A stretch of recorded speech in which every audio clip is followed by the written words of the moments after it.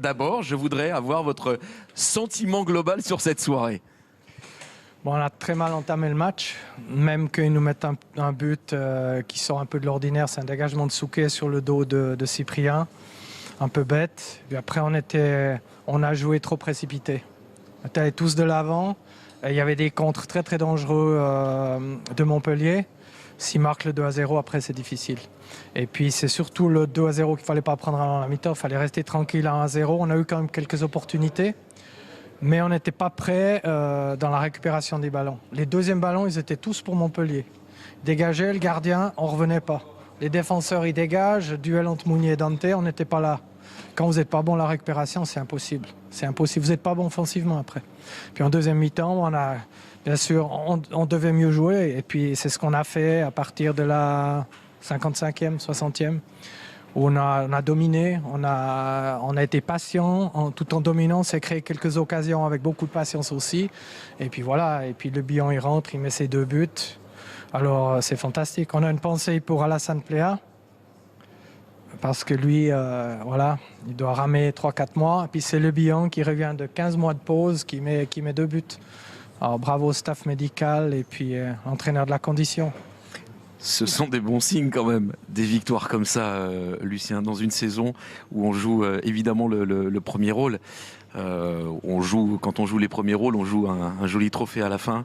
Ce sont des succès quand même qui ont un parfum tout particulier. On l'a dit à la mi-temps, c'est là qu'il faut faire preuve de caractère. Caractère, ça veut dire il faut montrer qu'on continue de jouer. Le jeu reste le plus important.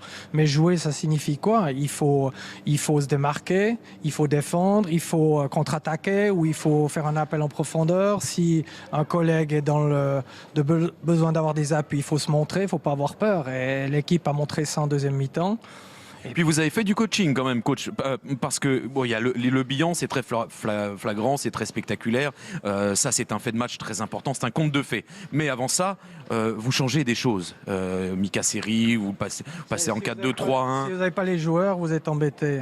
Donc on peut faire ça sur un certain temps. On ne peut pas toujours le faire, comme je l'ai dit depuis le début.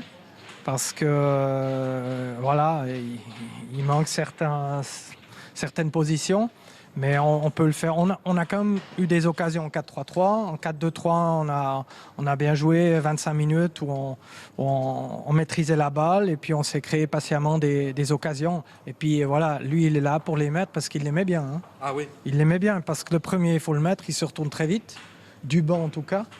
Et puis le deuxième, il la pique quand même. On ne voit pas très bien du banc, on voit quand c'est au fond. Ah mais ce sont des buts de buteurs, hein, des vrais buteurs. Hein. Ouais, c'est pas mal. Ça doit vous plaire dans les déplacements, dans les appels, dans la situation par rapport au but adverse. Mais il joue bien avec l'équipe. C'est ça qui est important. Il vient rechercher les ballons et où il repart, quoi. Et ça, il participe au jeu, quoi. Ça, on l'a vu à l'entraînement après 10 secondes, quoi. Moi, je ne le connaissais pas comme Fred Joria.